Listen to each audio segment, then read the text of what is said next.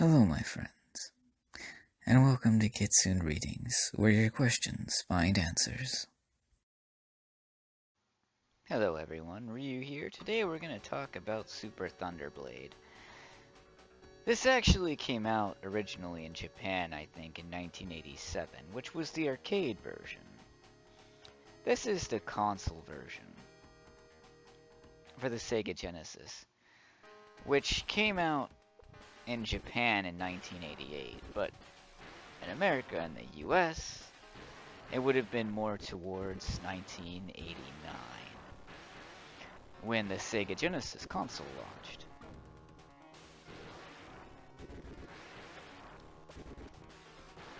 Now, this game was actually a launch title for the Sega Genesis. Other important things about this particular game: it was meant to showcase the graphical capabilities of the Sega Genesis itself and its ability to display three-dimensional type sprites. Now, this game was actually produced by Yuji Naka. Why that's interesting is because they later became famous for creating Sonic the Hedgehog. That's right. The Blue Blur. Well, before the Blue Blur, Sonic himself came into existence. Yuji Naka, who created Sonic, made this. And this is called Super Thunderblade. The arcade original ran on something called the X board. It featured dual 68,000 processors and a dedicated superscalar hardware which gave it smooth 3D effects. The Genesis only had one of those processors, and lacked hardware scaling, forcing developers to fake 3D by rapidly swapping different sized sprites. Quite a novel achievement in this case. I mean, that's fairly impressive.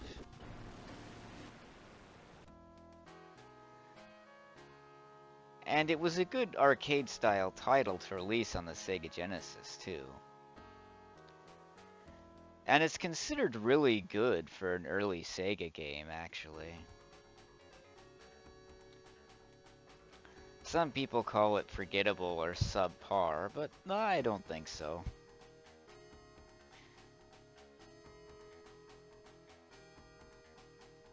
Sega's development team, known as the Sonic team, created Sonic the Hedgehog, by the way. He was called Mr. Spiky Mouse before he became known as Sonic. And the programmer that worked on it was Yuji Naka. The designer was Naoto Oshima. Naoto Oshima designed Sonic's look. And the game planner was Hirokazu Yasuhara. I hope I pronounced that right. And he was designed to be fast and cool, and of course, rival Nintendo's mascot, who at the time was Mario. But this game is interesting because it was made and developed by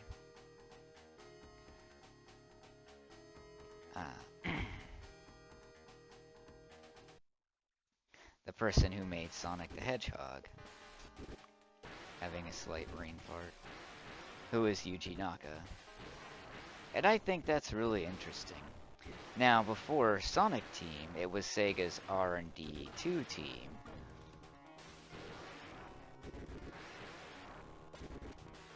Well, it was produced by Yuji Naka anyway. And it actually looks really good, despite the Sega Genesis hardware limitations they're talking about. I hope Sega at some point would release the arcade version of this. We got options: difficulty medium, control, normal, players.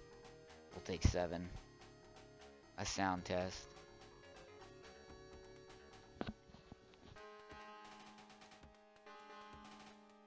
I played this game a lot with my brothers too.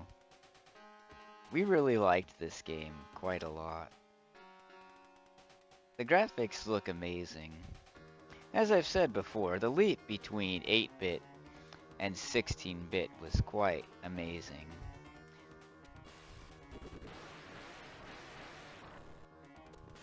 Okay.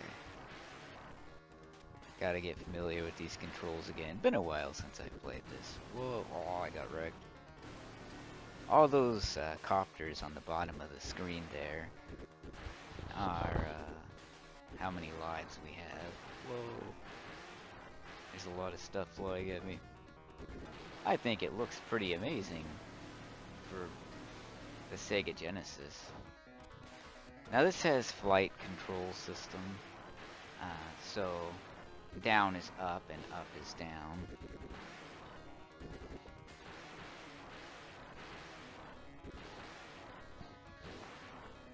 The effects they went with worked, and they were really good, actually.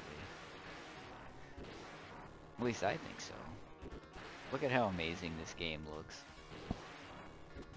I'm glad they put this on the Sega Genesis app on the Nintendo Switch, which is how we're playing it today, actually.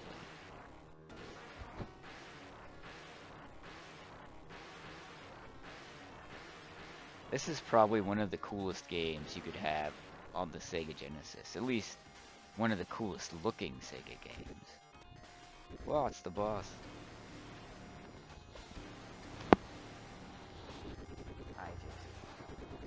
My cat's here. But, oh, right. We are probably not going to beat this boss, chat, I'll be honest. Oh, wait, I'm not live. Viewers, we are probably not going to beat this boss.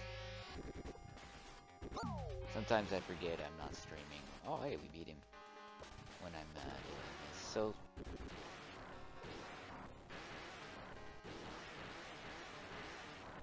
it's also interesting to see such a cool looking game for a launch title. I mean, as a kid, I absolutely loved this game. It's amazing. At least I think it's amazing. Not everyone will really agree with me, but Super Thunderblade. I saw the battle copter on the box and was like, hell yeah, look at this, it's gonna kick ass.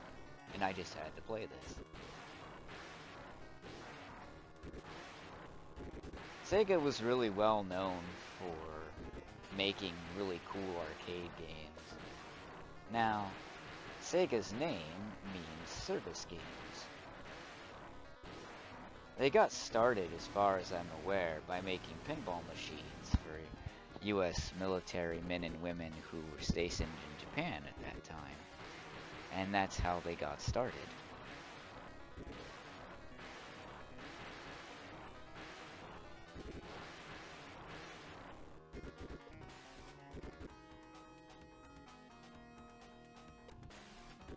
Whoa, look at that, we got a whole different view here. Now, you could move around the screen, right? Which is kind of limited in this version. The non-arcade version, but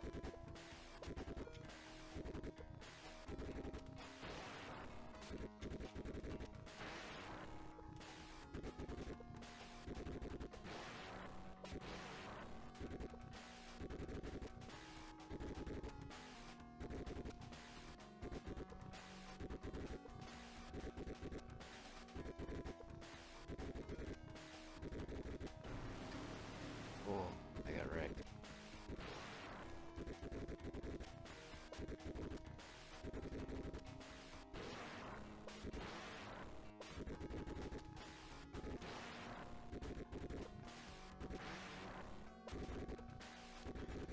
Look at how cool the water effect looks in this game. I mean, I know it's an older game, but it still looks amazing for the time it was made, especially.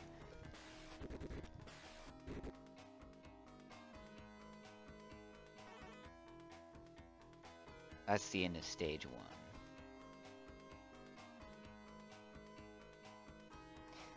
I think this game is fun and worth playing today. Oh, here we go, we're launching.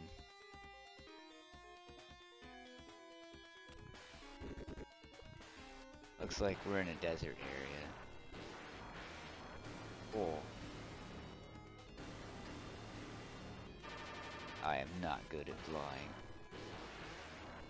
Kinda reminds me in a way of Space Harrier. Oh, wrecked.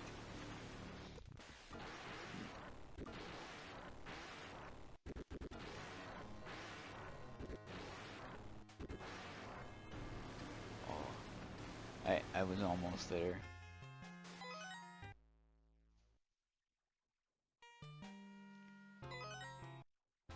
The music is just sort of okay.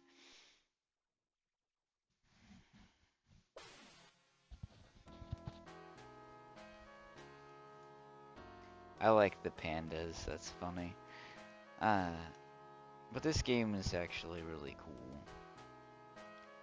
Definitely worth playing. And also get to give you some facts and some gaming history. It's interesting to note that the person who made Sonic the Hedgehog made this too. And 1988 is the copyright date for this. But that's actually for the arcade version, which came out a year before the Sega Genesis, which this game launched with the Sega Genesis as a launch title in 1989, a year later. I'll get that, we can continue. Let's do this.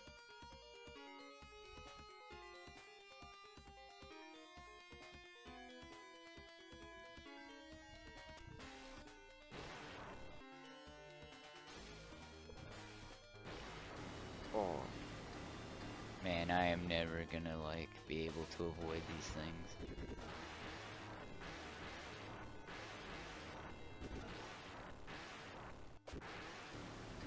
Oh. Ooh.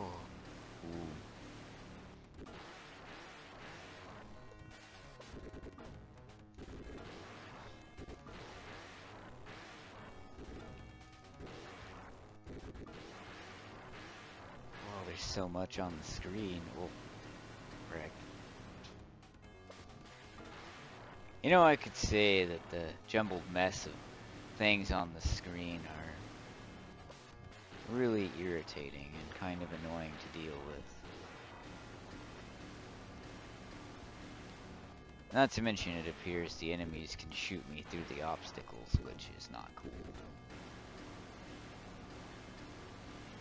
Still a fun game, though. I like it.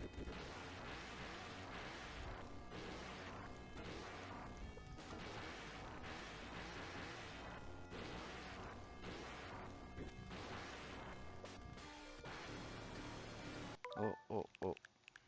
We got the rewind function. Yeah, take that. Yeah, take that. Oh. Alright.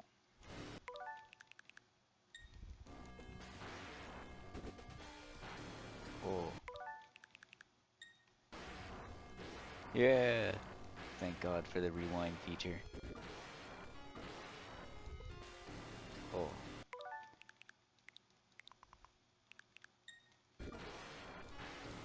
Oh.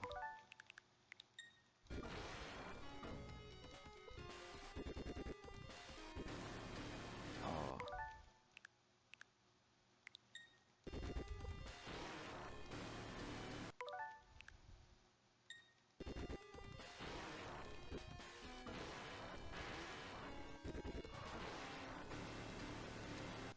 Oh.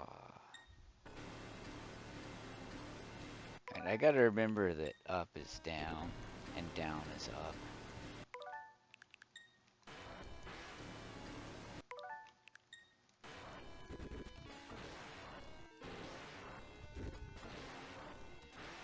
That's part of my whole problem right there. Oh.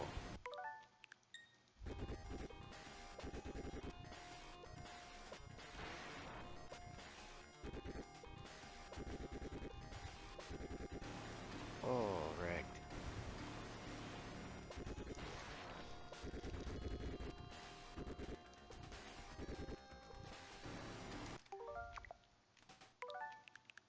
We're just cheating with the rewind system. It's okay. Oh.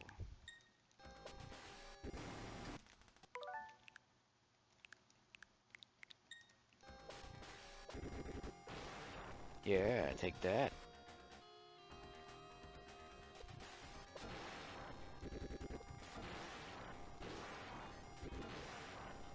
Ooh. Show you what stage 3 looks like. Remember, these games are unfair and hard. It's okay to cheat with the rewind system. Oh, like that.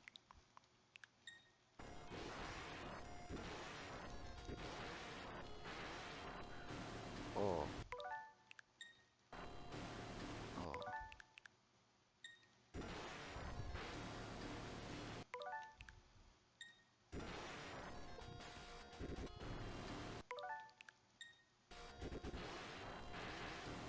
Oh. Oh yeah. Yeah. Oh, wrecked. Oh.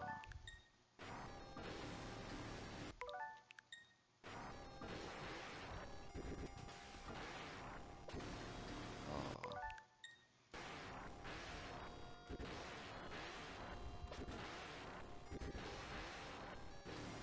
Oh.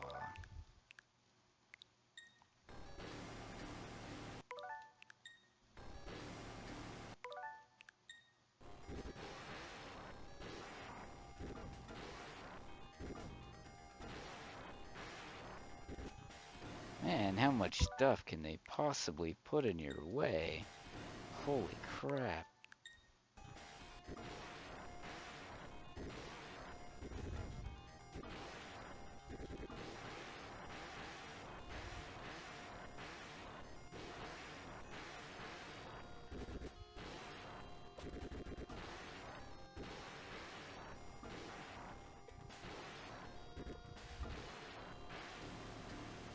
And look at how much stuff you have to avoid, man. Oh.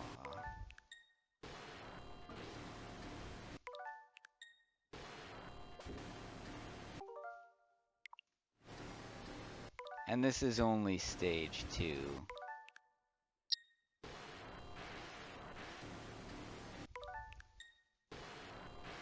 Now you also have to remember that arcade games were very, very hard.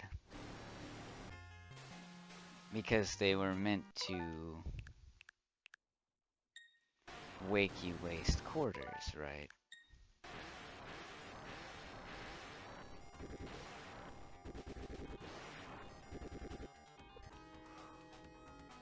Yeah. Remember to save scum and abuse the rewind system.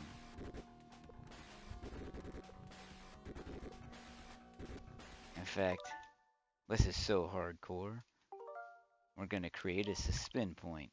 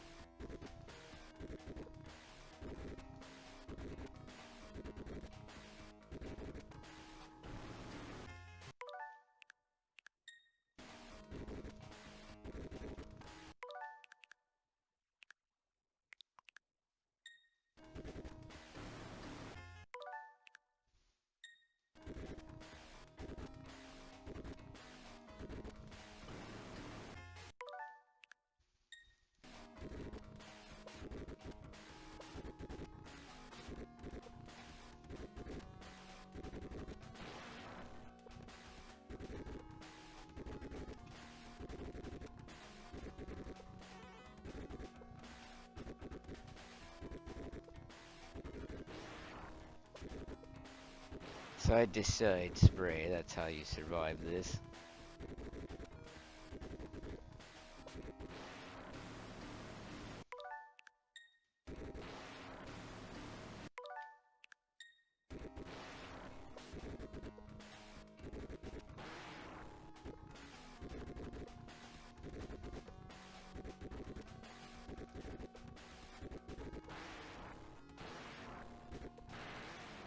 Yeah.